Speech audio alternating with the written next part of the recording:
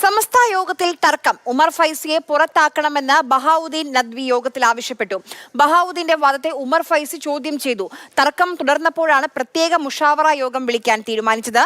മുഹമ്മദ് ഷഹീദ് നമുക്കിപ്പം വിവരങ്ങളുമായി ചേരുന്നുണ്ട്. ഷഹീദ്, ഒരു തർക്കത്തിലേക്ക് എങ്ങനെയാണ് കാര്യങ്ങൾ എത്തിയത്?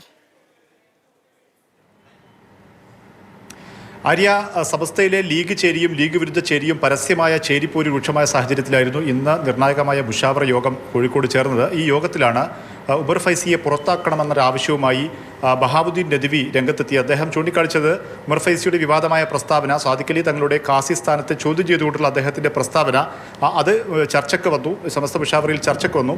അപ്പോഴാണ് ബഹാവുദ്ദീൻ നദ്വി ഉമർ ഫൈസിയാണ് ആ പ്രസ്താവന നടത്തിയത്. ഉമർ ഫൈസിയെ സമസ്തയിൽ നിന്നും അടിയന്തരമായി പുറത്താക്കണമെന്നൊരു ആവശ്യം മുന്നോട്ട് വെച്ചത്.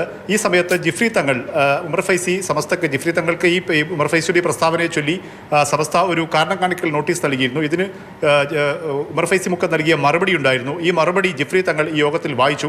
അതായത് ഇത് സാദിഖ് അലി തങ്ങളെ ലക്ഷ്യം വെച്ചുള്ള പ്രസ്താവനയായിരുന്നില്ല, ഇത് മാധ്യമങ്ങൾ അതിനെ വളച്ചൊടിച്ചതാണ്.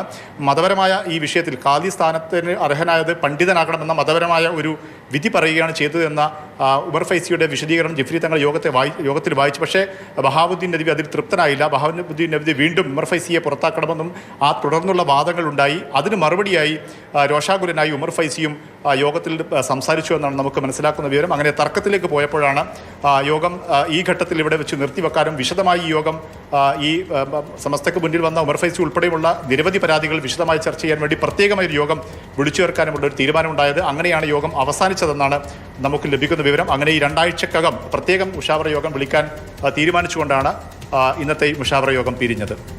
ശരി ഷഹീദ്.